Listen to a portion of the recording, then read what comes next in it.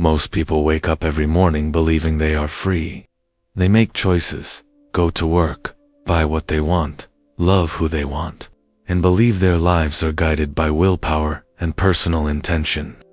Yet beneath this comforting story lies a disturbing possibility. What if freedom is an illusion, and our lives are nothing more than loops repeating themselves endlessly? Not just in the sense of habits, but in the deeper sense of reality itself being structured as a cycle, one that we neither question nor escape. Think for a moment about your daily life. You wake up at the same time. You brush your teeth the same way. You take the same route, see the same people, repeat the same conversations. At first, these patterns seem harmless, even necessary. But what if the repetition goes further?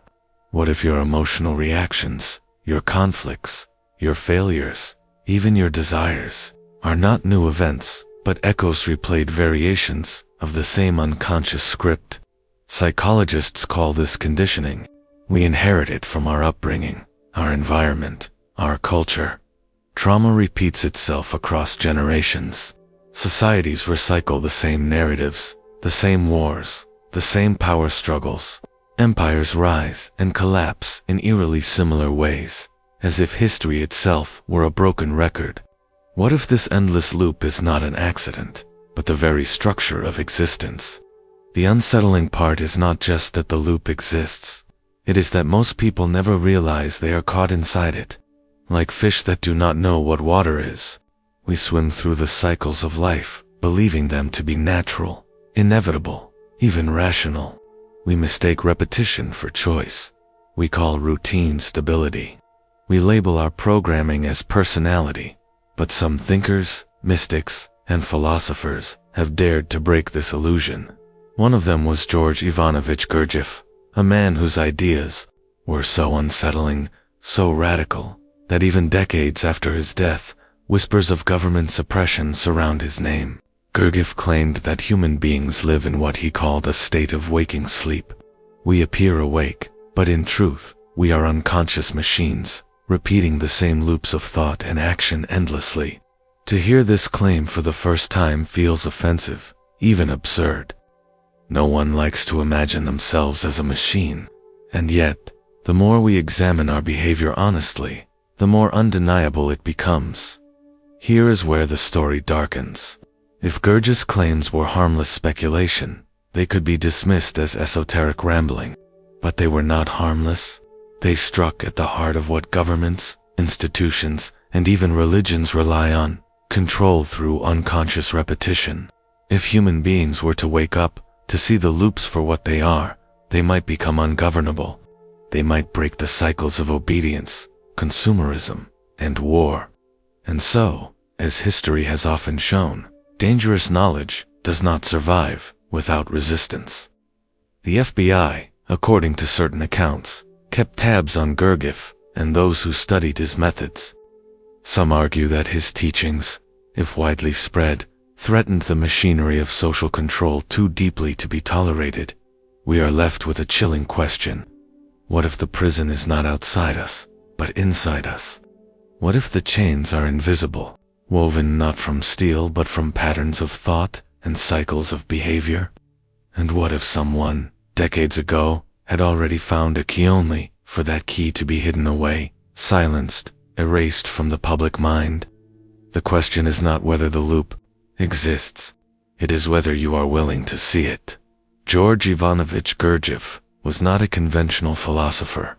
He was not the kind of man who published tidy books to be debated in universities, nor a preacher who sought to gather followers under a banner of faith. He was a wanderer, a mystic, and in many ways, a provocateur of the human spirit. To speak of Gurdjieff is to speak of a man who saw life not as a linear path of progress, but as a strange machine in which human beings unknowingly played the role of gears. Born in the late 19th century in what is now Armenia, Gurdjieff grew up at a cultural crossroads. He was surrounded by Orthodox Christianity, Islamic mysticism, and ancient folk traditions. From an early age, he was obsessed with questions most people bury beneath the noise of daily survival. Why are we here? What is consciousness? Are human beings truly awake, or are they trapped in something deeper than ignorance? Dissatisfied with easy answers, he left home and spent decades traveling through Central Asia, the Middle East, and North Africa. He sought hidden knowledge, secret schools, and ancient wisdom that had slipped through the cracks of history. It was in these travels, according to accounts, that he pieced together fragments of a teaching unlike anything the modern West had seen. He called it the Fourth Way. While religions had always spoken of spiritual awakening, Gurdjieff argued that most were corrupted by dogma and blind obedience. He insisted that real transformation required a ruthless confrontation with one's own mechanical nature. Humans, he said, believe they are awake, but they are not. They imagine themselves to be conscious beings with free will, when in reality they live and die as unconscious machines, repeating patterns they do not understand. The boldness of this claim cannot be overstated. To call human beings machines was, and still is, deeply offensive to our self-image. We like to believe we are rational, creative, and free. Yet Gurdjieff would say, observe yourself honestly, and you will see otherwise. You will see how anger repeats itself in predictable ways, how fear and desires cycle endlessly, how you make resolutions only to break them, how you are moved like a puppet by external stimuli. His teaching was not about faith, but about observation, brutal, clear-eyed self-observation that stripped away illusions. Modern psychology would later echo parts of this. Freud described unconscious drives directing behavior.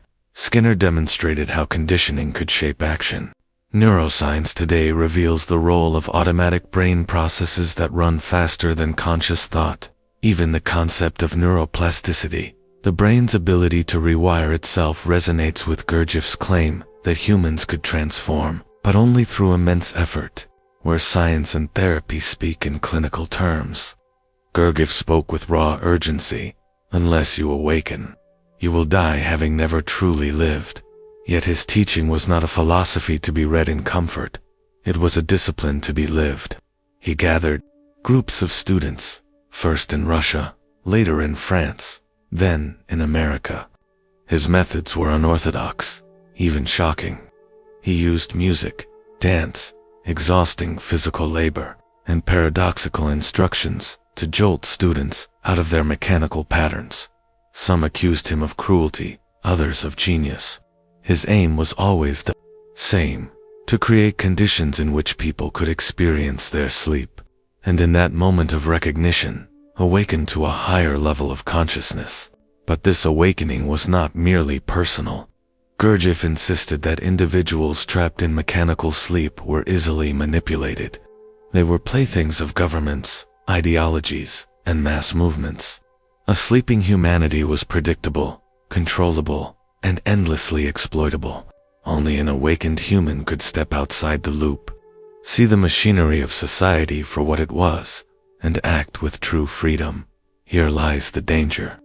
Gurdjieff was not just offering mystical comfort, he was offering liberation that threatened existing power structures. A society built on obedience, consumption, and blind faith cannot afford a population of self-aware individuals. Such individuals are harder to manipulate with propaganda, harder to sway with empty promises, harder to enslave with fear. His teaching was a direct threat to the narratives that keep societies functioning. For this reason, Gurdjieff's legacy occupies a strange space. To some, he was a charlatan, a manipulator of students. To others, he was a profound teacher whose insights anticipated modern psychology and neuroscience. But regardless of how one interprets him, his central message was radical: that most human beings are not truly alive, and that to wake up is the rarest, most dangerous act of all. To understand why his ideas attracted not just students, but suspicion from authorities, we must grasp this truth.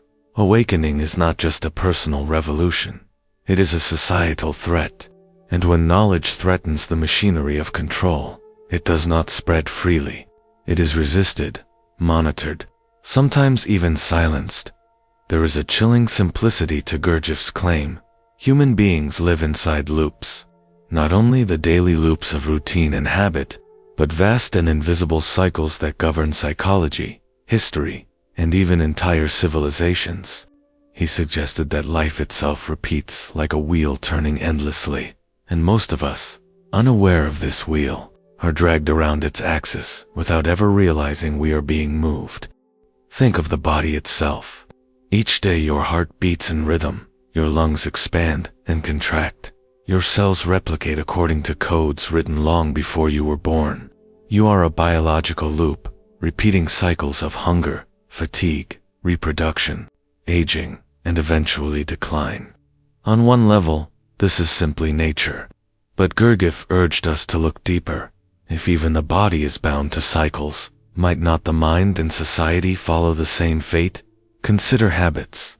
A person tries to quit smoking, but after a brief struggle, they relapse into the same old rhythm.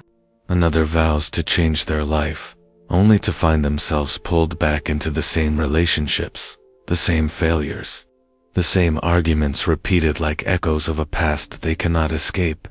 Modern psychology explains this through conditioning and reinforcement.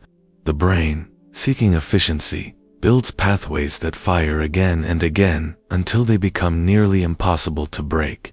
Gurdjieff would say, "This is the loop. What you call yourself is often nothing more than patterns running automatically, like grooves on a record." The same applies to families. Trauma echoes through generations, like a haunting melody. A father's rage becomes the son's burden. A mother's fears become the daughter's chains. Epigenetics now shows that trauma can literally alter genetic expression, carried forward as if the body itself remembers the loop. Families repeat patterns of abuse, silence, or addiction without even knowing where the cycle began. Each generation believes their struggles are unique, yet they are often reliving unresolved loops of the past. The loop extends outward into society. Look at history. Empires rise in glory, convinced of their permanence, only to decay through corruption, arrogance, and overreach. Then, from the ruins, a new power emerges, believing itself immune to the same fate. Yet the wheel turns again. Rome, Byzantium, the Ottomans, the British Empire, the American century. The rhythm is familiar. Gurdjieff might ask, do we learn from history? Or do we simply forget the last revolution and repeat the same cycle under new names? Even war is a loop. The slogans change, the uniforms change, the technology evolves, but the script is eerily constant. Promises of security, propaganda against the enemy, mass mobilization, followed by disillusionment, destruction, and a fragile peace. Then, after a brief pause, the wheel begins again. Humanity, for all its intelligence, remains caught in a feedback loop of violence. In modern psychology, we find terms that mirror Gurdjieff's insights. Cognitive biases trap us in predictable thought patterns. Confirmation bias ensures we seek evidence for what we already believe, endlessly reinforcing the same worldview. Feedback loops in social media create echo chambers where people consume the same narratives over and over, convinced of their originality. Algorithms track our behavior, learn our desires, and feed us more of the same, tightening the loop until freedom of thought itself seems impossible. The metaphor of the hamster wheel captures it perfectly. We run furiously, expending energy, believing we are moving forward, when in reality we are going nowhere. Or the broken record. The song may seem long, but it is only a fragment repeating endlessly, giving the illusion of progress while remaining trapped in sameness. Today, with talk of simulations and artificial realities, the metaphor has evolved. Life may itself be a kind of program, a repeating script where characters mistake their lines for freedom. What makes this realization unsettling is that the loop operates at every level simultaneously. On the personal level, we are creatures of habit. On the generational level, trauma recycles itself. On the societal level, Propaganda is reinvented but never truly new. On the global level, wars and empires follow the same patterns as if history were a cosmic echo, and yet we resist seeing it. We cling to the illusion of novelty, believing that this time is different, that we are smarter, freer, more advanced. We point to technology as proof that progress is real. But does technology liberate us from the loop, or does it simply create faster, shinier cycles? Social media outrage is no different from the mob hysteria of past centuries, only now it happens at digital speed. The consumer cycle of desire, purchase, and dissatisfaction is the same wheel as ever, painted with the glossy veneer of advertising. Gurdjieff's warning was not abstract mysticism. It was a mirror held up to the human condition. Look closely, and you will see that your life is not a straight line, but a circle. Without awareness, you will live and die inside the same patterns, mistaking repetition for destiny. This truth is both terrifying and liberating. Terrifying, because it robs us of the illusion of freedom. Liberating, because awareness of the loop creates the possibility of breaking it. But breaking it is no small task. To step off the wheel requires effort, beyond ordinary willpower. It requires the kind of conscious struggle Gurdjieff devoted his life to teaching. The world does not want you to see the loop. Governments, corporations, and even social structures thrive on your blindness. They need you to play your role, to consume predictably, to vote predictably, to fight predictably.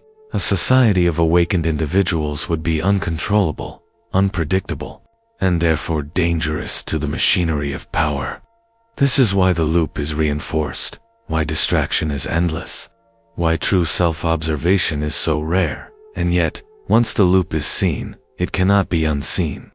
The repetition becomes visible everywhere, in your choices, in your family, in the news cycle, in the rise and fall of nations. Awareness may not free you instantly, but it cracks the illusion, and in that crack lies the first glimpse of escape. If Gurdjieff had been merely another wandering mystic preaching vague spiritual comfort, the state would not have cared.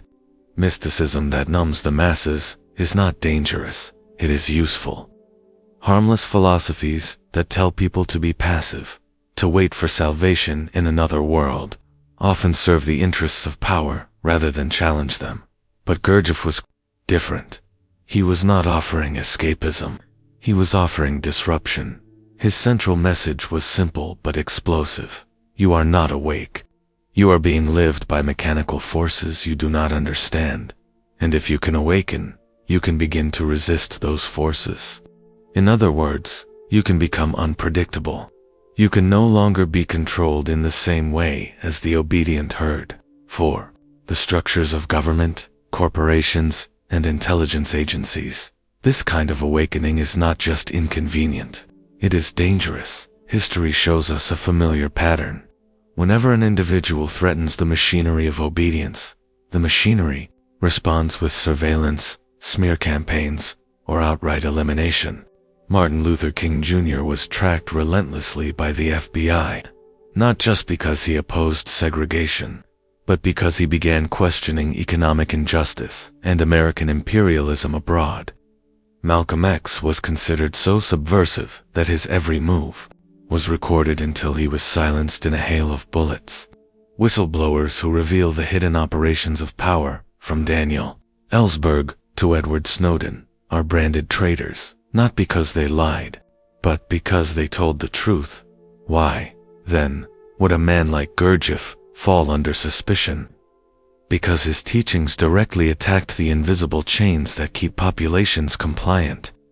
A government can control citizens who believe themselves free while repeating the same predictable cycles, but it cannot easily control people who recognize the cycle for what it is and actively work to break it. There are hints, though rarely acknowledged, that Gurdjieff's activities in America were quietly monitored. The FBI was notorious for keeping files on intellectuals, artists, and foreign teachers who influenced public consciousness in unconventional ways. even if Gurdjieff himself was not officially branded as subversive. The network of people around him, free thinkers, writers, psychologists, musicians, would have been enough to draw the gaze of an intelligence apparatus designed to neutralize anything that threatened conformity. Consider the time period. The early to mid-20th century was a moment of turbulence. Totalitarian regimes were rising in Europe. Communist and fascist ideologies were spreading across the world. America itself was entering a phase of mass surveillance and propaganda, both to protect against foreign ideologies and to secure control over its own citizens. In such a climate, a man teaching that humans are asleep and manipulated like machines would sound suspiciously close to an expose of propaganda itself. And this was precisely the danger. Gurdjieff was not merely pointing to personal laziness or bad habits. He was pointing to the fact that entire societies run on programming. He suggested that our leaders, our media, our rituals of nationalism and consumerism are all part of a grand hypnotic loop. Break the trance, and the spell of authority weakens.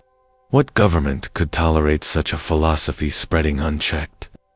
The FBI has always had a peculiar interest in minds that awaken others.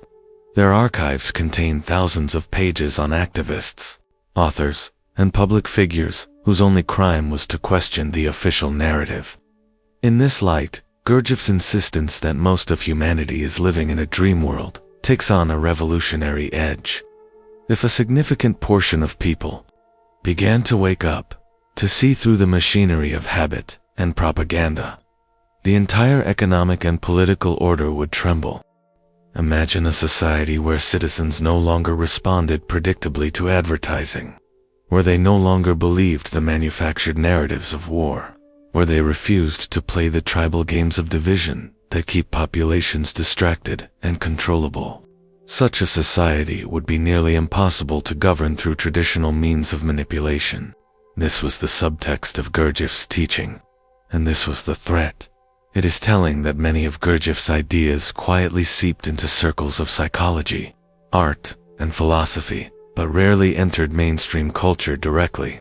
The gatekeepers of culture prefer safe philosophies, meditation apps that soothe anxiety, corporate wellness programs that increase productivity, religious platitudes that maintain obedience, but a system that tells you, bluntly, that you are a machine asleep at the wheel, and that only ruthless inner effort can wake you. Such a system is disruptive. It destabilizes the narrative that authority depends on.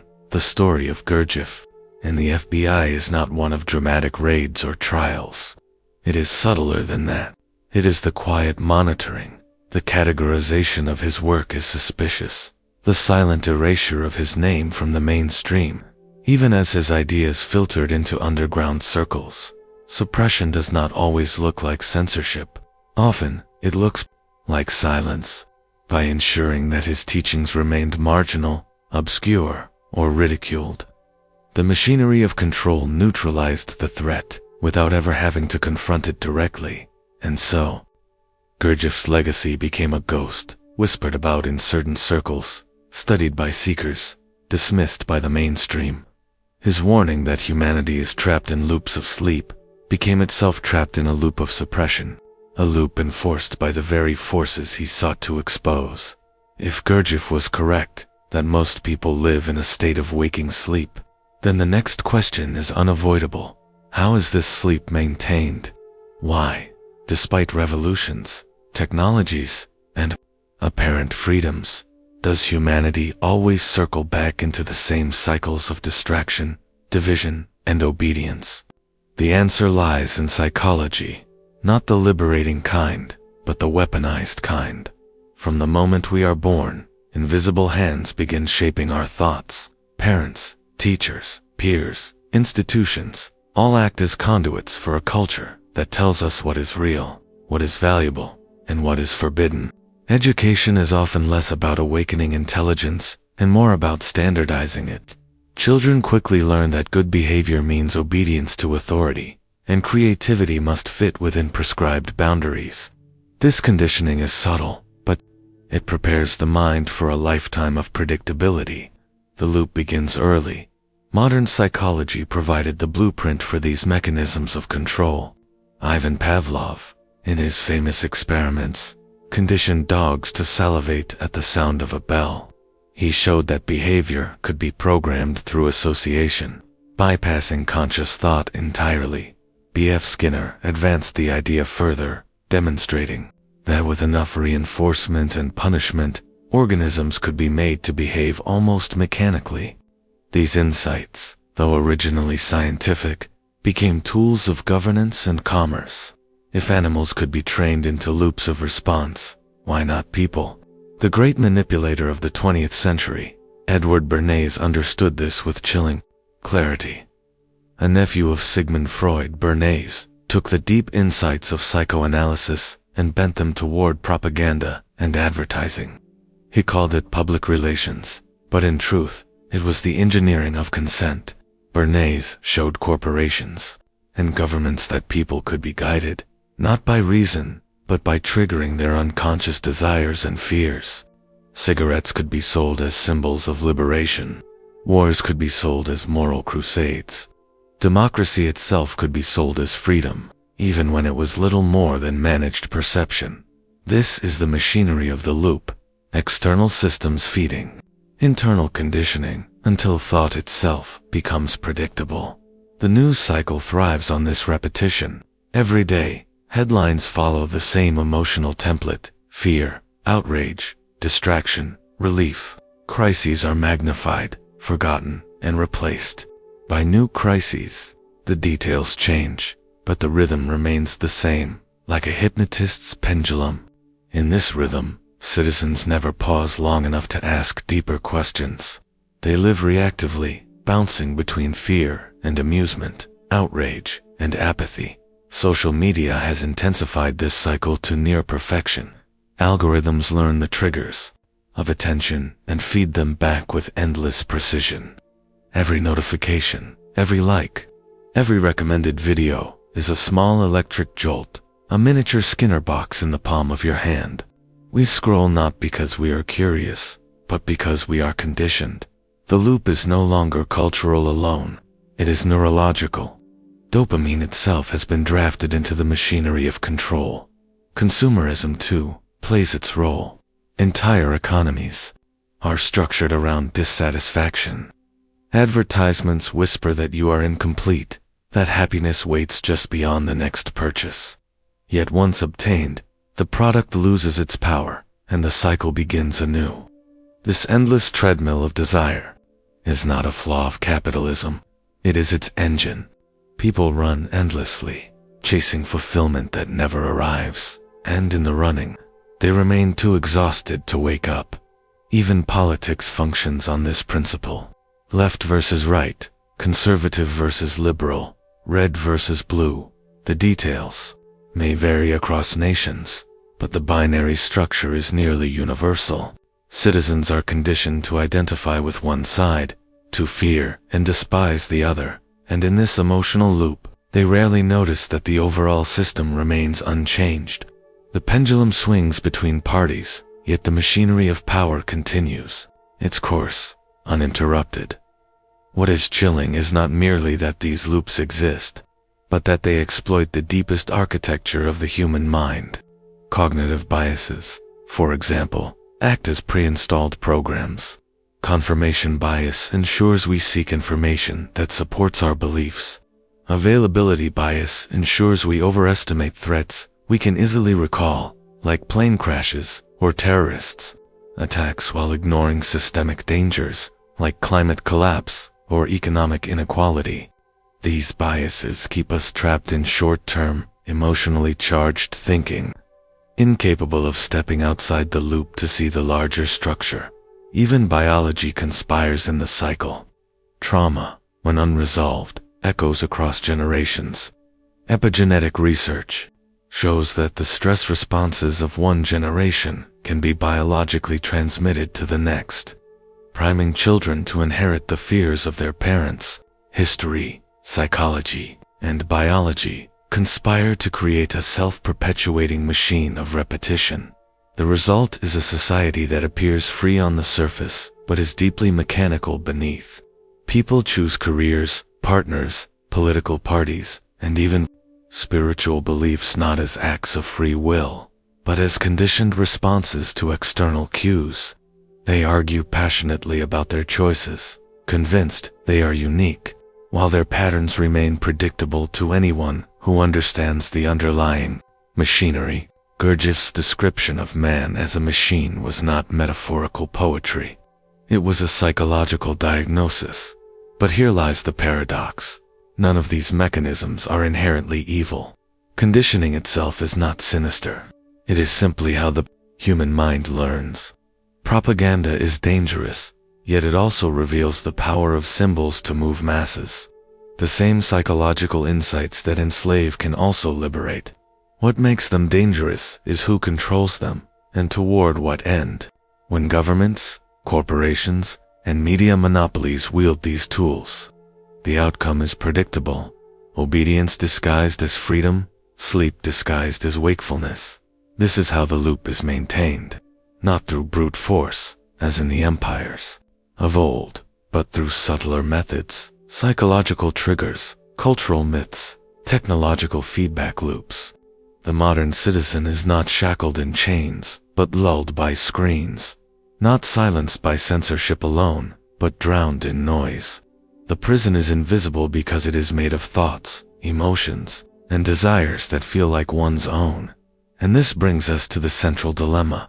If the loop is maintained through psychology, then escaping it requires more than rebellion. It requires self-observation. It requires the courage to see one's own conditioning, to step outside the endless cycles of reaction, and to confront the uncomfortable truth that freedom is not given by systems, but taken by awareness. The machinery of control thrives in darkness.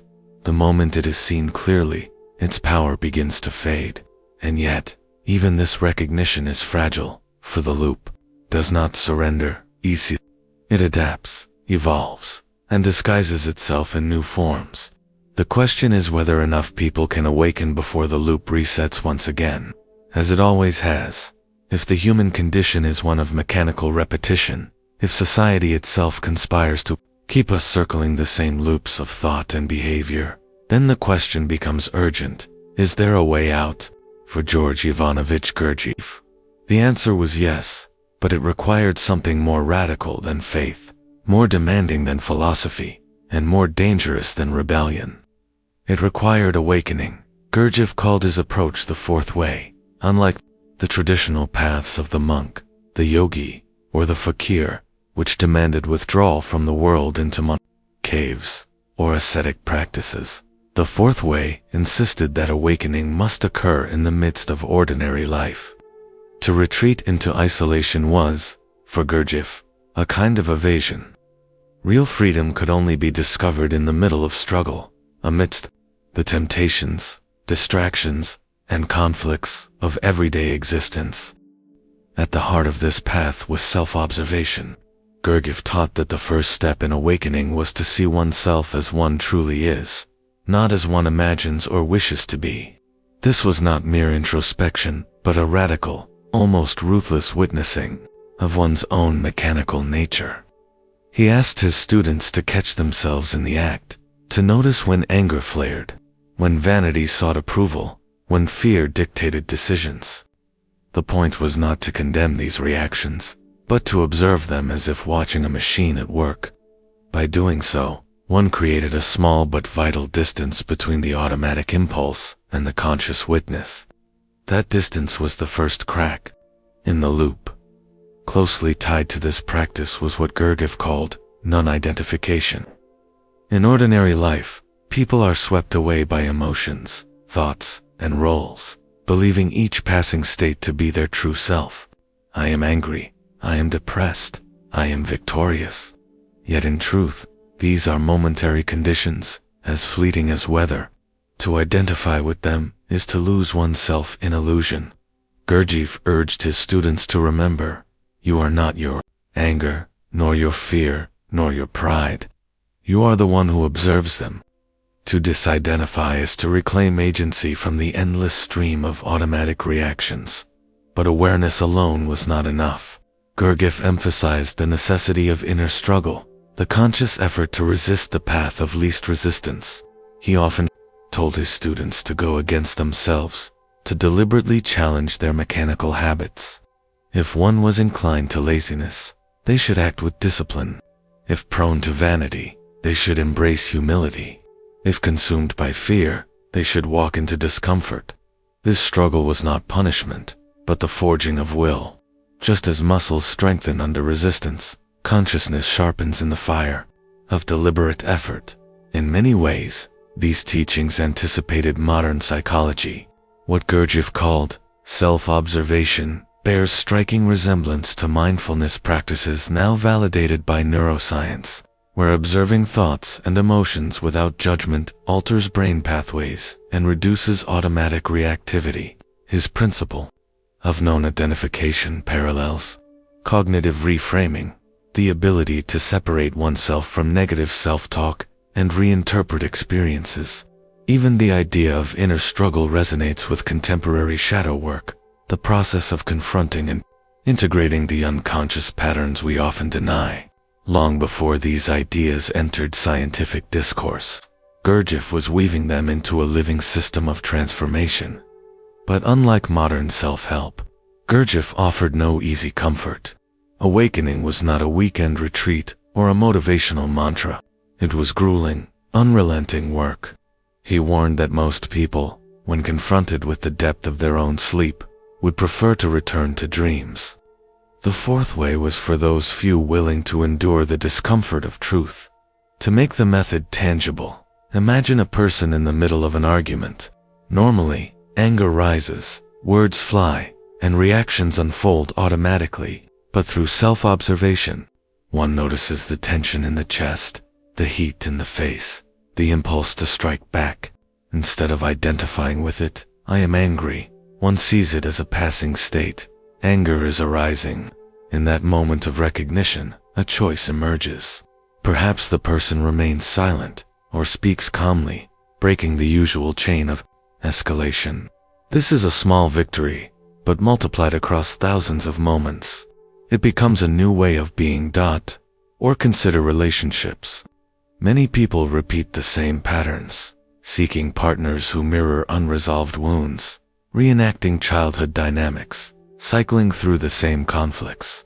Gurdjieff's method invites recognition of these patterns, not as accidents, but as mechanical repetitions. By seeing them clearly, one gains the power to step outside the cycle, to choose differently, rather than be chosen by unconscious habit. Even in the political sphere, the practice applies. When propaganda floods the media, the mechanical reaction is outrage, fear, or tribal alignment. But a Gurdjieffian approach asks, can I see through the trigger? Can I observe the manipulation at work, rather than be consumed by it?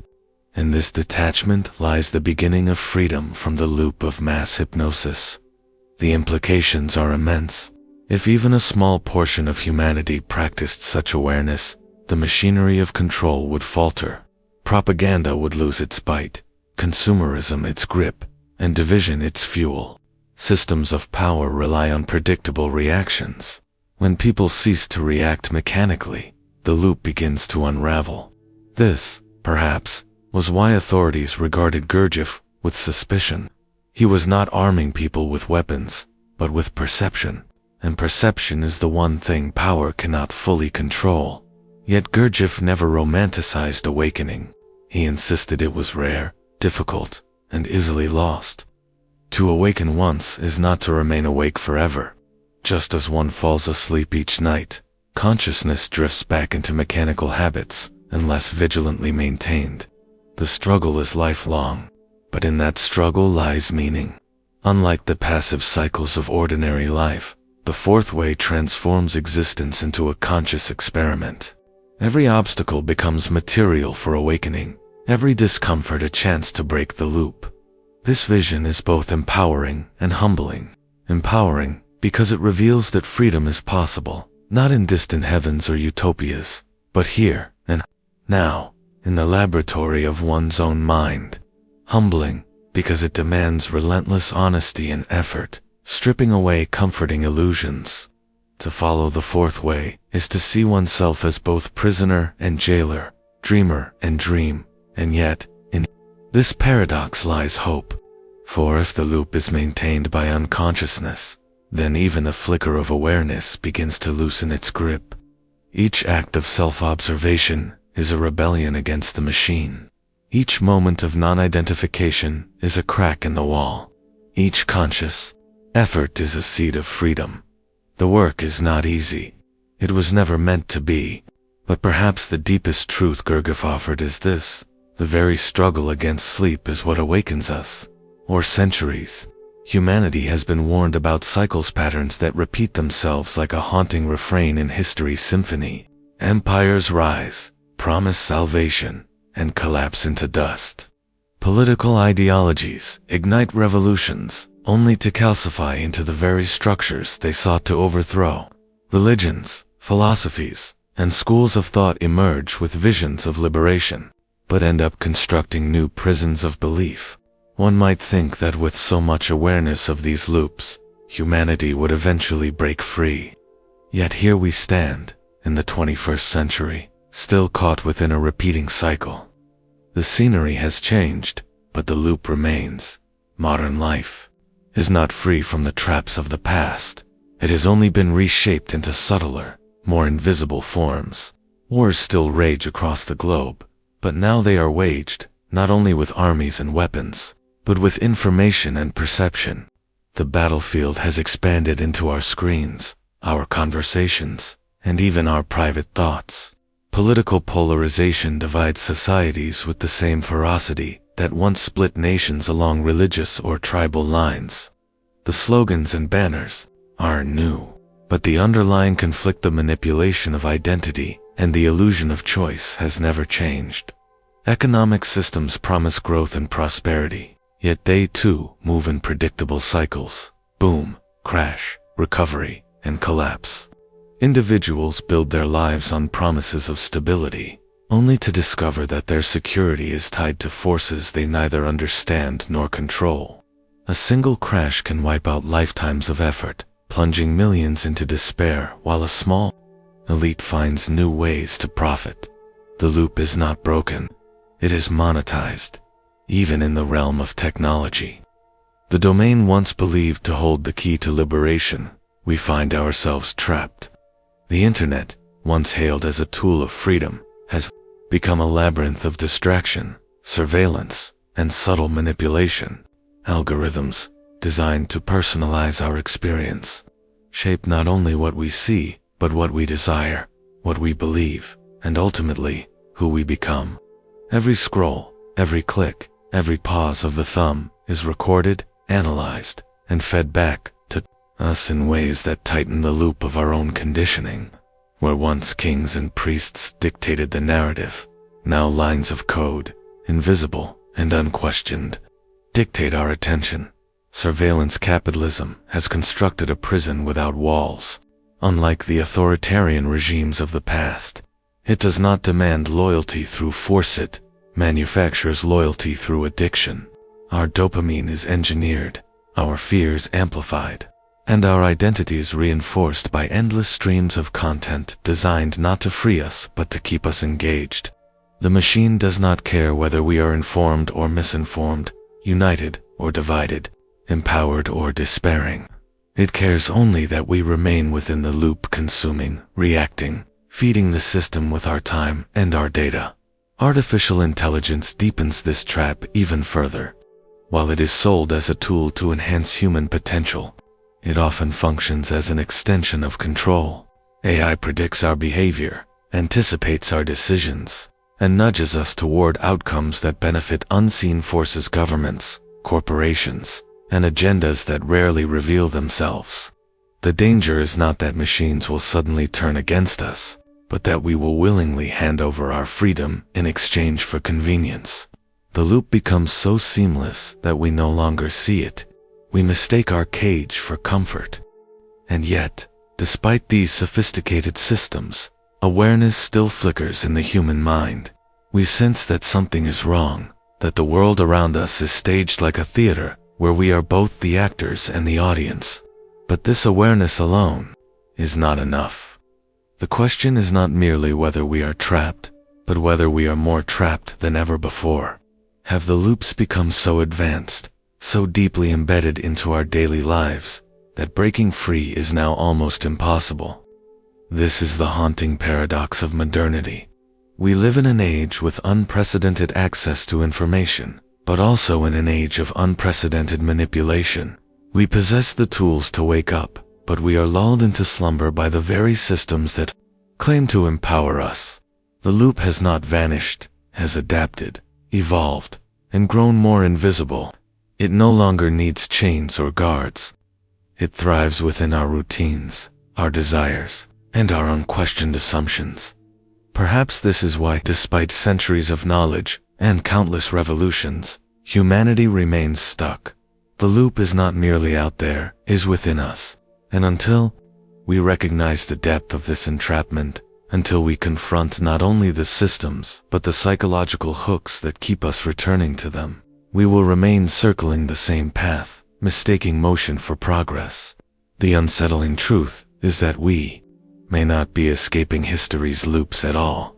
We may simply be spinning them faster, with shinier tools and more sophisticated illusions. Awakening is often imagined as a moment of bliss, a sudden breaking of chains, a luminous realization of truth. But in reality, the process is rarely so romantic. To wake up from the loop of mechanical repetition is to step into a kind of exile.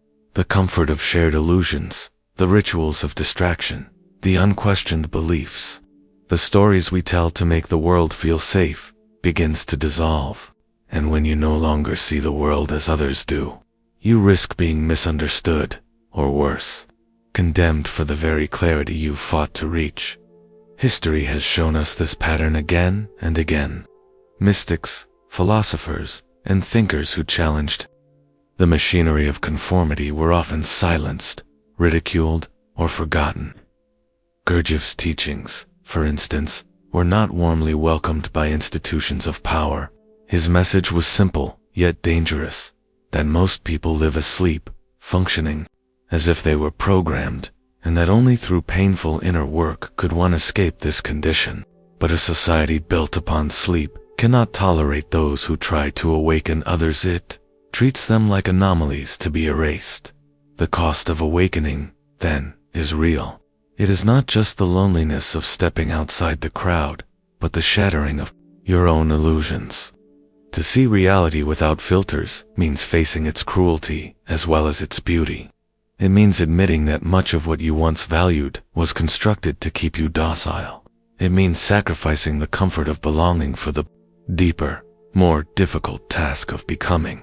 And yet, what is the alternative?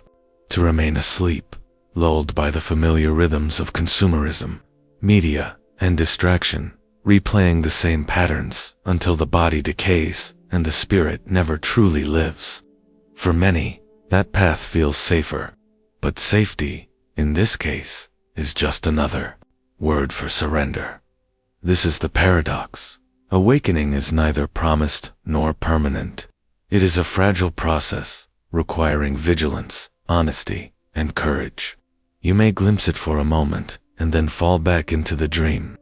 You may wrestle with doubt, with fear, with the longing to return to the comfortable cage. But every act of questioning is a step forward. Every refusal to accept the world as it is handed to you is a spark of awareness, so the choice remains. You can return to sleep, letting the loop carry you forward until the end, or you can embrace the painful freedom of awareness, knowing full well the cost it demands. The path of awakening is not easy, and it offers no guarantees. But perhaps the very fact that you are here, listening, questioning, and searching, is itself the proof that the process has already begun, and once begun, it cannot truly be undone.